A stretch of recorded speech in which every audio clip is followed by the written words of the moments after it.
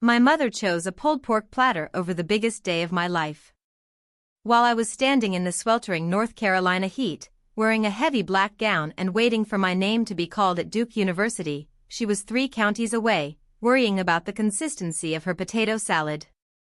She chose a backyard cookout, cornhole, cheap beer, and family gossip, over watching her only daughter become the first engineer in our family's history. When I finally confronted them, my father told me I was being dramatic, and my brother called me a spoiled brat who always had to make everything about herself.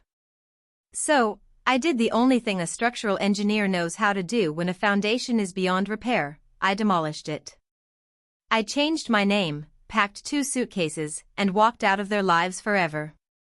What they didn't know, what none of them could have predicted, was that 6 years later, that single decision would make me the legal owner of the house they lived in. My name is Sarah Cole, and this is the story of how my family's cruelty became the best investment they ever accidentally made for me. It was a Saturday in May, the kind of day that looks perfect in a brochure. The azaleas were blooming across the Duke campus in that particular shade of pink that photographers chase every spring, and the sky was a shade of Carolina blue so clear it made you believe the universe was fundamentally good. I should have known better. Beautiful days are often the cruelest ones. I had been awake since 5 in the morning, my nerves hummed with a mix of adrenaline and pride. I had pressed my graduation gown the night before with trembling hands, hanging it over the bathroom door like a sacred garment. I had polished my shoes until I could see my reflection in the toes, and I had rehearsed exactly what I would say at the reception. In my mind, I saw the photos we would take under the old oak tree near the engineering building, me in my cap and gown, flanked by my parents and my brother, Justin. I had reserved their seats months in advance, Section G, Row 7. For chairs specifically for Mama, Daddy, Justin, and his wife Denise. I had mailed the tickets via certified mail, texted the date to our family group chat every Sunday for 2 months, and called my mother just 48 hours prior to confirm. She told me, "We'll be there, baby. Wouldn't miss it for the world." When the processional music began and I took my place in the long, winding line of graduates, my eyes kept drifting towards Section G. I counted the seats. 1, 2, 3, 4, all empty. As the ceremony progressed, I invented excuses to keep the panic at bay. I told myself they were stuck in traffic on I-85, or that Daddy's truck had a flat tire, or that Mama had forgotten her reading glasses and they had to turn back. But when Dr. Patricia Stone finally read my name, Sarah Delane Willoughby, summa cum laude, Bachelor of Science in Civil Engineering, the only applause I received was the generic, polite clapping of strangers. I crossed that stage alone, shook the dean's hand, and held my diploma up for a photographer I had hired myself, knowing deep down that no one from my family was coming. I didn't stay for the reception. I walked straight to the parking deck, still in my gown, got into my 11-year-old Honda, and drove the 2 hours back to Garner, the suburban town where I had grown up. The academic hood kept catching in the seatbelt, but I didn't care. My phone remained silent, no missed calls, no texts explaining their absence. I spent the entire drive praying for a tragedy, because a tragedy would mean they loved me and had simply been stopped by fate. The alternative was a truth I wasn't ready to face. As I pulled into the driveway of my childhood home, I smelled it before I saw it: charcoal, hickory smoke, and the sharp sweetness of barbecue sauce. Then came the thumping bass of music and the sound of laughter cutting through the afternoon heat. They weren't in an emergency room, they were having a party. I walked around the side of the house and pushed through the gate to find 40 people in the backyard. My uncle was at the grill, my aunt was carrying deviled eggs, and my father, Leonard, was laughing in his lawn chair with a red Solo cup. At the center of it all was Justin, wearing a Hawaiian shirt and looking like the man of the hour. When my mother, Beverly, saw me standing there in my full graduation regalia, a flicker of shame crossed her face for half a second before vanishing. She waved a dish towel at me as if I had just come home from a trip to the grocery store. "Sarah, oh good, you made it," she chirped. "We are completely out of paper towels. Can you run to the Dollar General? And we need more ice." Justin invited way more people than we planned for his launch.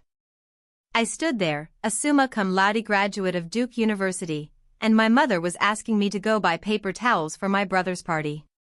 When I told her today was my graduation, she let out an irritated breath. "I know, baby," she said, but Justin finally finished building his app. "There are people here from a real investment group. We couldn't just leave him on a day like this." Justin strolled over, grinning with a beer in his hand, and asked why I was dressed like a judge in 90-degree weather. He told me to go put on normal clothes because his wife needed help with the potato salad. In that moment, I realized I would never be enough for them. No degree or career would ever outweigh the reflected glory of Justin and his non-existent app. The confrontation escalated quickly. My father tried to claim they had warned me they might not make it, a blatant lie that my mother supported without blinking.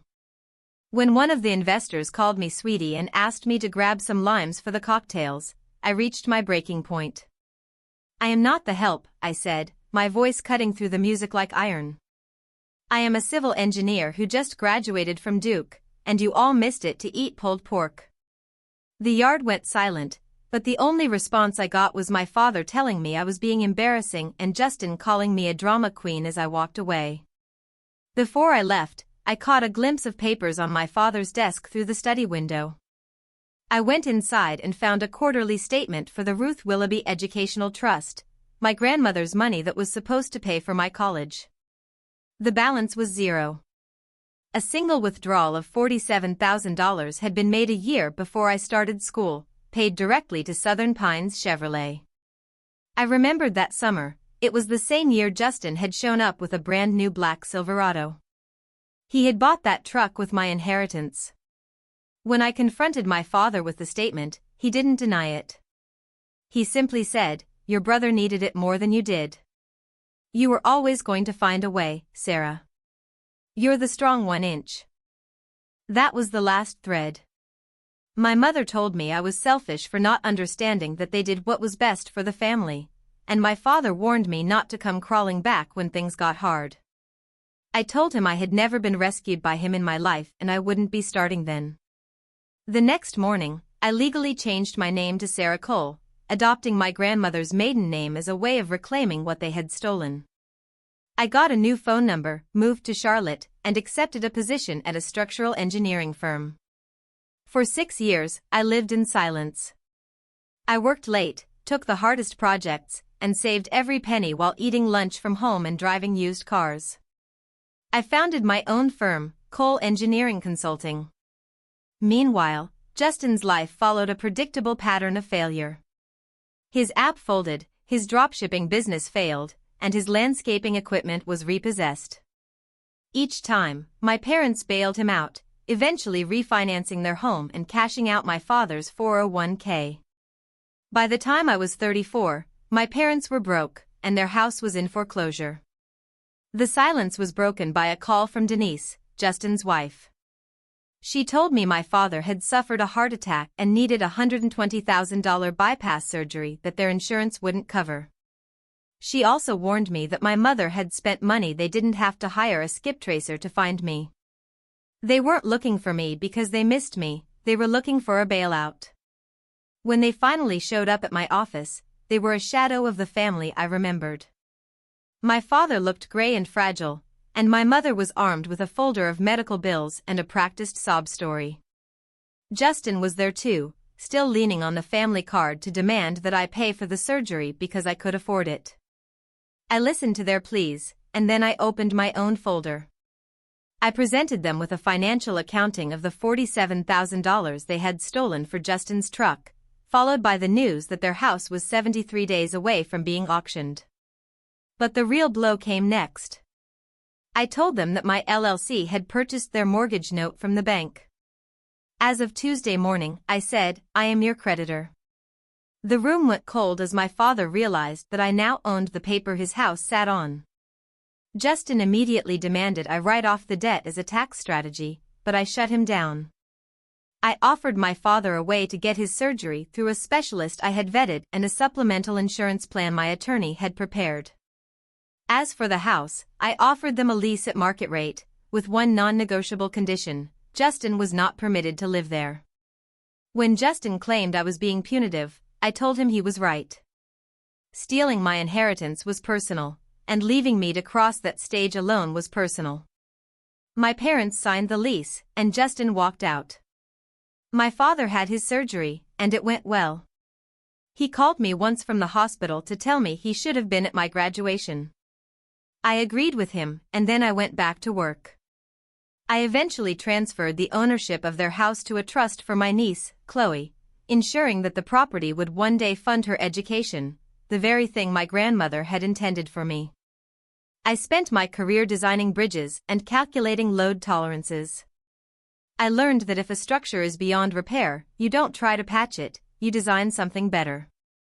My family chose a cookout over my future, but they forgot that the girl they dismissed was the one building the very foundation they needed to survive.